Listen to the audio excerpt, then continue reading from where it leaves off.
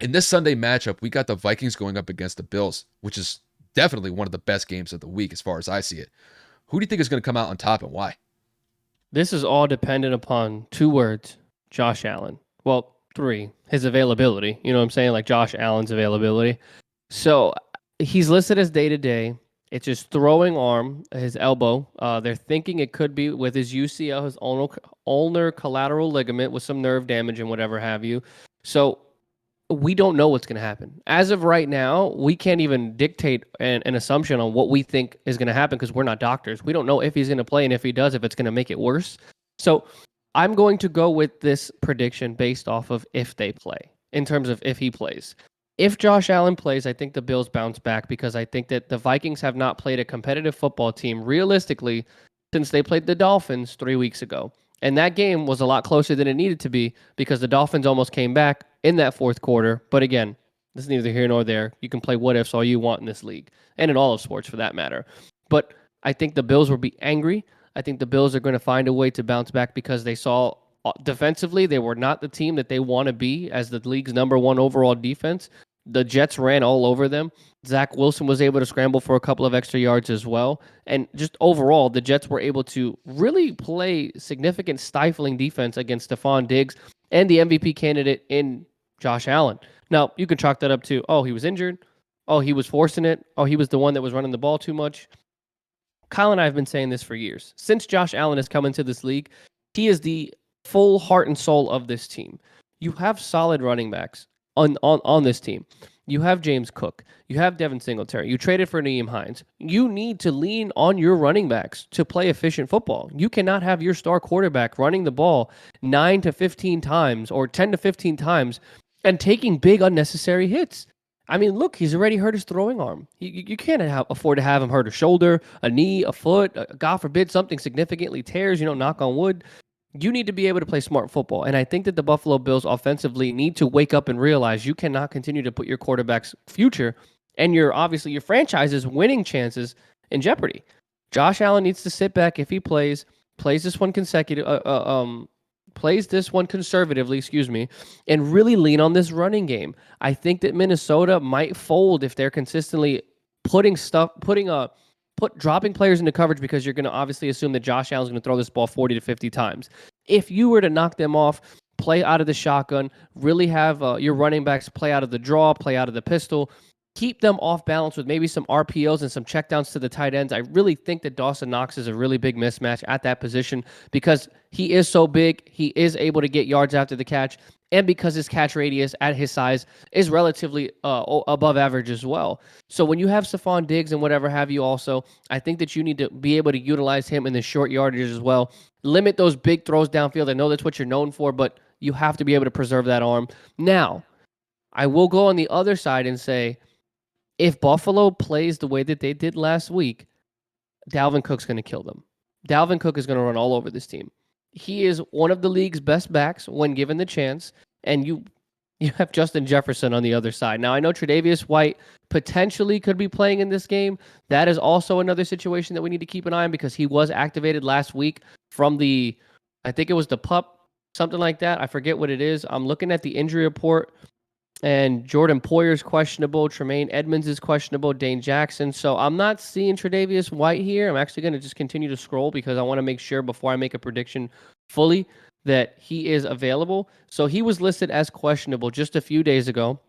Sean McDermott says that White is still not ready to play, but is considered day-to-day heading into Sunday's game against the Vikings. So it could happen that he returns, and if he does, that's going to bode well for them to be able to put him in front of Justin Jefferson.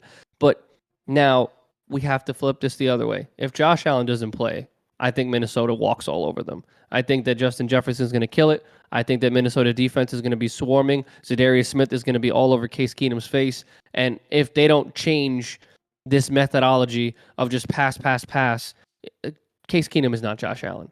Case Keenum will not be doing those quarterback sneaks. Case Keenum will not be doing those RPOs. So you're going to have to solely rely on those running backs. And if you're playing from behind and you have to put the ball in Case Keenum's hands, I don't really have the faith in him to be able to lead this team past the Vikings, who are one of the hottest teams in football. So again, this is all solely dependent on Josh Allen. If Josh plays, I have Buffalo winning. If Josh does not, it's simple and easy. Minnesota moves to 8-1, and they take a firm grasp of the NFC North.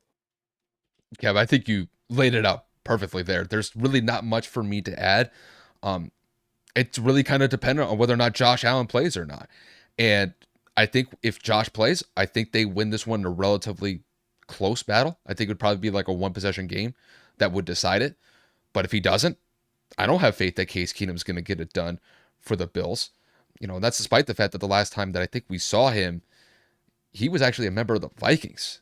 And I think he was the quarterback that led them on that The Minnesota Miracle. The Minneapolis Miracle, where he threw it to That one. Stephon Diggs against the Saints in the divisional round. I think it was a divisional round, but we haven't seen him in a long time. He's been holding a clipboard for the last couple of years. So, if he gets to start, we'll see whether or not that he could kind of shake off the rust, just because he has not gotten a lot of playing time.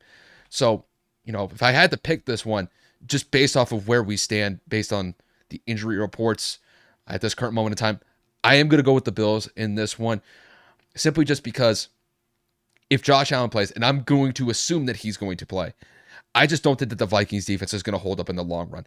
When the Vikings have been tested this year by what I would consider top tier talent in the NFL, they have struggled to contain the opposing offenses that they're going up against. The Dolphins, like you said, Kev, was a team that they relatively struggled defensively. And then when we look back to the Monday night game, I know they're famous when it comes to Kirk Cousins and primetime games. They didn't hold up as well. And you tie that in with Kirk Cousins just looked like an absolute train wreck against that Eagles defense.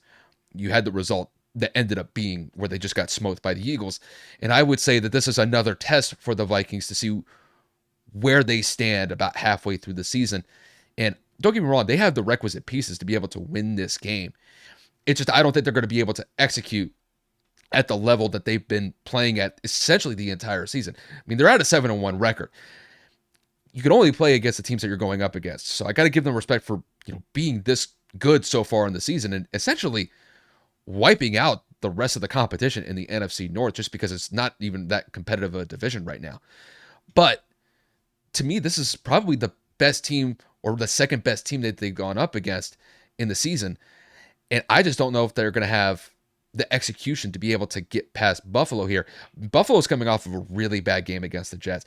And I imagine that they're just as pissed off as Josh Allen was in that post-game press conference, where he said, he was essentially one of the reasons why they lost that game, that he's got to play up to a higher standard than he did against the Jets. He had 2 interceptions in that game against the Jets, and that was despite the fact that the Bills got off to a relatively good start against the Jets. They just couldn't score in the second half against New York. They only scored 3 points in that half, or in the second half, to be more specific. And I think if Josh Allen is playing for the Bills in this game against the Vikings, it's not only how you start, it's how you finish. And I think going up against that Vikings defense, which is known to give up points when tested, I think the Bills could still put up 25 to 30 points against this defense. And I don't have the faith that Kirk Cousins, with the pieces, despite the fact that they have Dalvin Cook and Justin Jefferson and Adam Thielen, to be able to carry them to the promised land in this game. So just based off of the circumstances right now, I got the Bills winning this one by a possession. I would say that they win this one by the score of 30 to 23.